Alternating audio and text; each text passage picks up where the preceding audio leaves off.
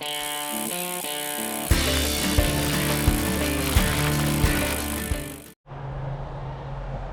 all right, everybody, we're closing up the shop. I already let all the employees and staff go for the day. It's Saturday, March 8th from Biloxi Bicycle Works here. And it has been one heck of a week. We started off with a Mardi Gras parade. Then we had a major storm, a weather storm, and beautiful weather after that. So beautiful weather in March down in Biloxi brings people out on their bikes, and I'm happy to see that. And this town is full of bicycles. I did post up a video I think it was the end of last week, about the state of the bicycle shop. And I don't think a lot of people realize that the bicycle industry, not just Biloxi Bicycle Works, but the bicycle industry is in trouble. I've been flooded with calls from friends and customers, acquaintances, other businessmen about what's going on here, and they can't believe. Here on Howard Avenue is a very visible shop with a lot of traffic up and down this road, and people see a buzz around the bike shop all the time. They see bikes on and off the porch. They see a lot of action, and that's great. I think when there is a buzz, people come in. But I guess people just figured we were getting rich in the bike shop. No, we're not. And so I've had to explain it over and over again, and I do have to realize that, I might talk to someone about this subject, and, the next person walks in and talks about the same subject, and then the next person walks in and talks about the same subject. So I'm glad that people are caring. Everybody has some suggestions on how to make the bike shop profitable. And it's been overwhelming, the response we've had from the community. Biloxi and I think communities all over the United States want a local bike shop. And when they see a local bike shop that is engaging with their community and part of the community, they realize that this is part of what brings the community. I mean, we're so lucky. I've got the bicycle shop right here. Next door is a coffee shop. And then a couple doors down, there's a brewery, a local brewery, Altered Reality. I think you guys probably saw Mike and Jason on some of my videos. And that's just this little corner of Biloxi. There's Pisano's Pizza. Pisano's Pizza also has empanadas. So and the beach is a block this way. The back bay is this way. We have awesome riding. But the bike shop, believe me, didn't get turned around in a week. It's going to take a long time to turn this business around. And after being in multiple shops, getting ready to move into this building across the street. And of course, I don't get the top of the building, just the bottom of the building. So I'll be a much smaller footprint.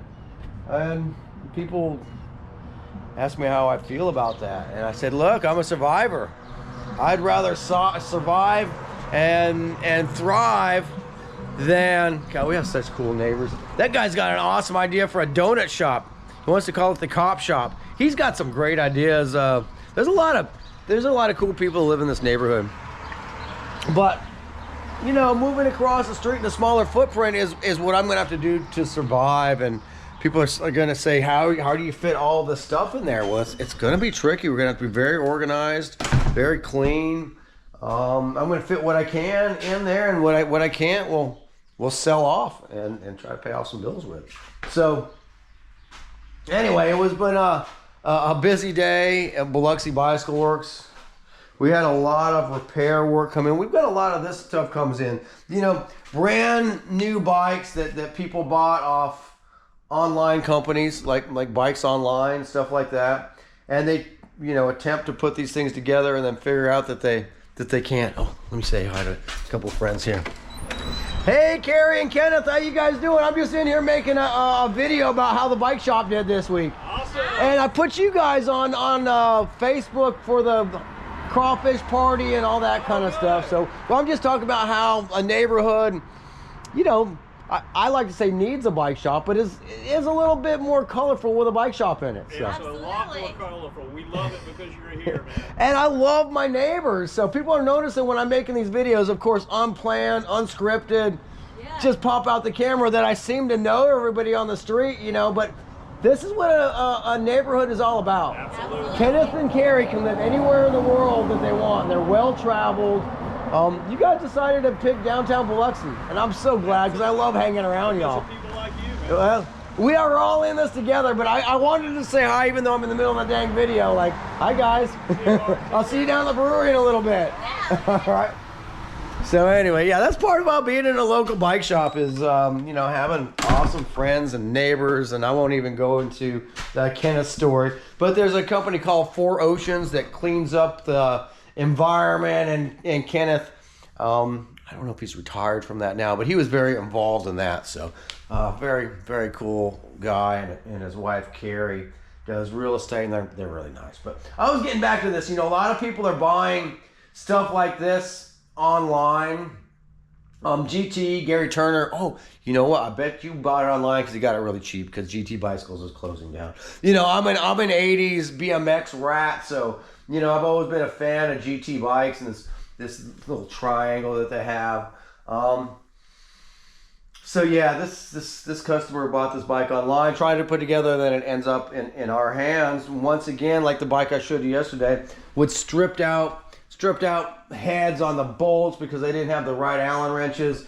Fork on backwards. You can see that the fork's on backwards. So, you know, if you buy your bike online, man, do me a favor and just drop it off to us first before you try to put it together, because it's going to take us more time to do this job now than if we just broke it out of the box. This is something I like to see here, you know, an older mountain bike. This is a full suspension mountain bike.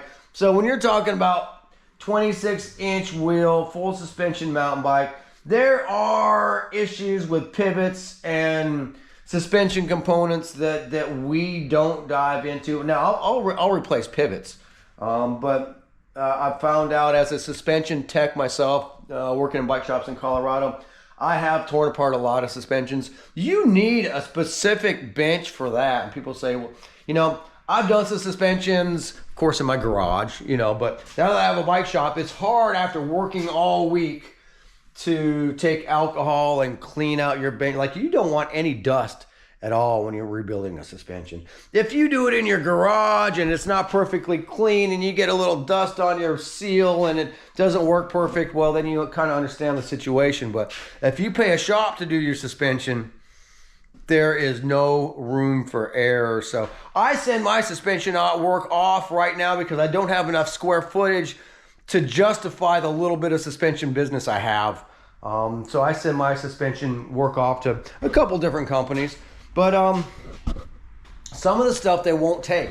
You know, QBP, and I don't send a whole lot to QBP. I do buy off Quality Bicycle Products. They've been a staple in the bicycle industry for a long time. But they do work, like they will build wheels. They will do suspension work. I don't send my stuff to QBP. But if you go on their website, you can see that they don't take a lot of suspension after a certain date. So if you've got something old like this, I think it's cool. But it is like I couldn't, if I sold a used bike like this, I couldn't sell it with a warranty because there's no way I can go in and rebuild this type of stuff. So very cool bike. I like seeing this. You can see cobwebs on the spokes.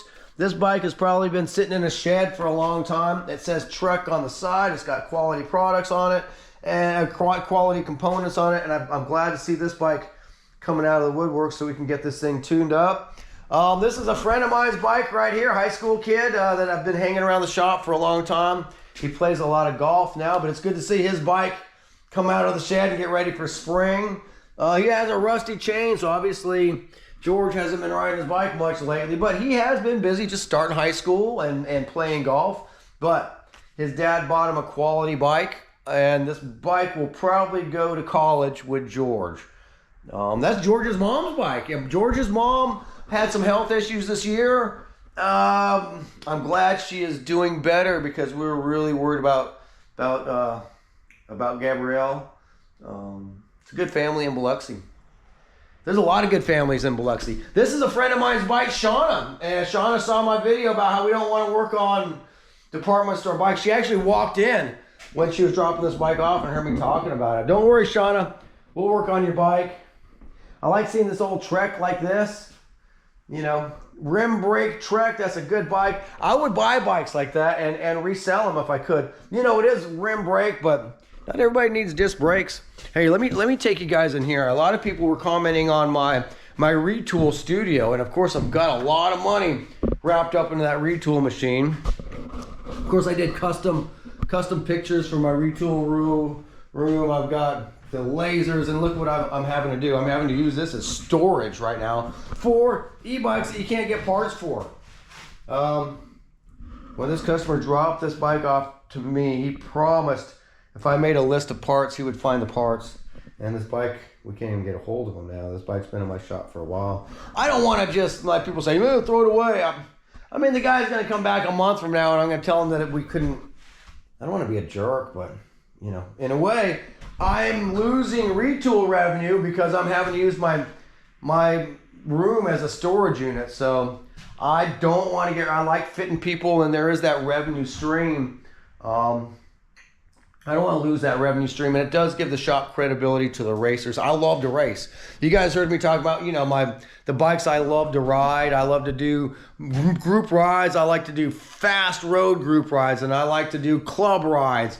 I like to host Friday night fun rides with cruisers. I like to do hybrid fitness rides for those guys that are coming off cruisers but not ready for road bikes. I like to do it all. Gravel, mountain. I'm actually waiting to see what the weather's going to do. Shoot, man, I know I'm jumping around like I normally do, but I'm trying to give you guys a walk through the shop. But look, I finally got my super caliber together. So I've probably had this bike for well over a month, and I haven't had a chance to get it together. So I'm finishing it up, and now that I've closed up the shop on a Saturday night, there's an awesome concert down the road I want to go to, but depending on the rain, we're going to get rain tonight. If we get a little bit of rain, I might go try to ride mountain bikes. If we get more rain, it's nice to have a gravel bike in the stable where we can go ride the gravel roads without destroying the trails. Our trails here handle a lot of water, but still, when you're a shop, you got to be careful what you advertise.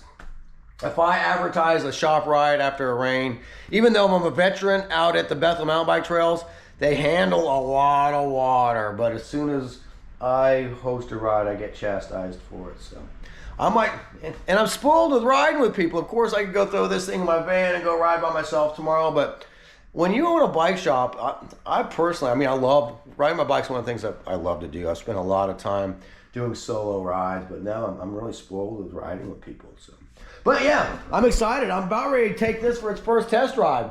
Trek Super Caliber SLR 9.8. And with Axis XO shifting. You guys hear me complaining that the bike shop's not making any money? Believe me, I get an EP discount from Trek, and then Trek gave me a further discount because it's a scratch and dent model. So I promised I would try to race this thing a few times this year. And I promised myself that too. Mountain bike racing is something I love to do. And you hear about a lot of shop owners open up a shop and then you don't see them out riding. You still see me riding, but I've had to tone down what I really like to do is race, compete, kick ass, or get my ass kicked, one of the two. And when you're trying to build a scene, you end up working with people that are trying to get to the next level. So I do a lot of fitness rides and stuff like that aren't quite at my level. You know, they keep me time in the saddle, but it does disregard my own fitness because my competition is out there hammering and doing training programs, and it's hard when you're riding, you know, fitness group rides and then working in a shop all day. So I'm not complaining about my life, but I am going to try to find more of a work-life balance. And I want to race my mountain bike, and I actually have a race-capable mountain bike. My 2017 Specialized Epic is across the street in the warehouse, and that bike has won a lot of races. Well, it's been in a lot of races, but I also have a wall full of trophies and medals and stuff. Here's a guy. I love to see this. Another 2 older Treks in here. 3 old. Well, actually, this one is that's a trade-in, so I need to fix that and sell it. I love to see this. This is an old Scott Evolution. So when I started mountain bike racing back in the, back in the 80s, people were racing these. No suspension. Yeah, Richie stem, big long Richie stem. Now everything's super short. I had this headlight, man. I was so stoked. I bought that at Ringling Cycles in Bradenton, Florida. I bought a Specialized headlight. I haven't seen one of those for years. I tell you what, when you're a bike geek like me, working in a bike shop or owning a bike shop is awesome. Just wish it paid better. I wish it paid, and it will, guys. It will. I'm going to end up finding a way to make this profitable. My first, everybody says I'm crazy to care about my employees so much, but my first, I got to pay my mortgage, I got to pay my insurance, I got to pay my employees. I can starve for a while and survive, but believe me, my girlfriend doesn't like to hear me say that because she knows my time is valuable too. So I want to make sure my employees get paid. Just as they're loyal to me, I want to be loyal to them. We've got a couple of cool old bikes in here. So I'm at the end of the week. I'm getting ready to go take my new bike for a test ride right here, and I might be able to go actually ride it on the mountain bike trails.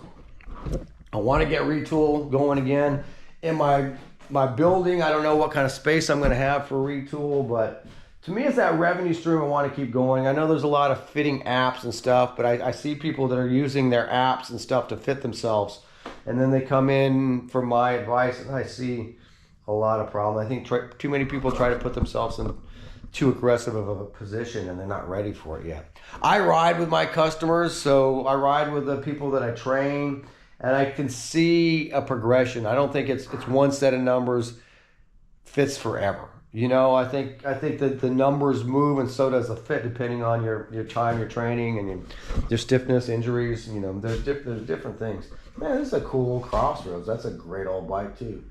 So then, of course, I'm a fan of the big BMX stuff. I'm a bike geek, guys. Anyway, hey, thanks for hanging with me this week at the bike shop. I haven't crunched the numbers to see if we made money this week. I don't think we did yet. I think my overhead is still higher than the revenue I brought in, but it was a good week in the bike shop. I think the weather had a lot to do with that. So we're getting closer. We're getting closer, guys. Once I can reduce some of this overhead, and I'm working with the city on Monday to get some permits, to get some containers so I can take things out of that warehouse, get it remodeled, and hopefully get in there by the end of this month, March. I need to do this thing quick. So I might not be able to do too many videos in here. Gosh, just think about this room for a mechanic's room, and Steve deserved it after 18 years in the bicycle industry. He's got a mechanic room with windows, a view of the street, a bunch of awesome tools, and of course Steve keeps things nice and neat and tidy. This is the end of a long week, so he was pretty worn out when he got out of here today. I love seeing this nice Trek Lexa, older bike, but something that definitely is worth keeping around. A cool old Cervelo, a P5. Those were they still are fast bikes, but modern technology is taking over. So anyway, guys, I'm gonna go take my Trek Super Caliber for a ride. Then I got to go back over the other side and do accounting for about an hour before I decide if I'm going out tonight or not. Biloxi is such a fun place. I mean, from right here. And think about this. Hey, I am looking for a business partner. I can make this successful, but hey, Dave, how you doing, man? I'm making a YouTube video. You're on it. Good to see you guys. I tell you what, this is such a cool neighborhood to have. I know I keep saying it, but it really is cool. Think about it. If you want a hot rod bicycle shop in Biloxi, Mississippi, it's too late to have this. But I can make a little shop over there, and I've got some ideas to do some events. I want to do a gravel race down in Belize, Central America, and yes, I'm a Belizean. I can make that happen. And there's a lot of other ideas I have too. But the bicycle shop industry is in trouble, but I think local bike shops have a place in communities like this. I'm gonna keep going at it, guys. I don't want to lose this. Sometimes I have to ask, is the juice worth the squeeze? I think it is for right now. I do have some other opportunities I could take, but for now I'm gonna I don't want to fold this thing up, man. I want to make this thing survive, and I want you guys to help me or come along the journey as we do this. So, Bart from Biloxi Bicycle Works, over and out. I got to finish what I got to do so I can go have some fun this evening or go home and get some rest. So, over and out. If you like what we do on Bicycle Ride YouTube, please like and subscribe. My name is Bart Luther, co-owner of Biloxi Bicycle Works, and a happy bike shop owner that just doesn't have a whole lot of money in his pocket. But that's all right. I don't need a lot of money tonight. I got a full tank of gas. I got a mountain bike. I've got a gravel bike, and I can have fun on Sunday. And then Monday, I'll be right back here trying to get permits for the new building. Thank you, y'all. Over and out from Biloxi Bicycle Works and Bicycle Ride YouTube.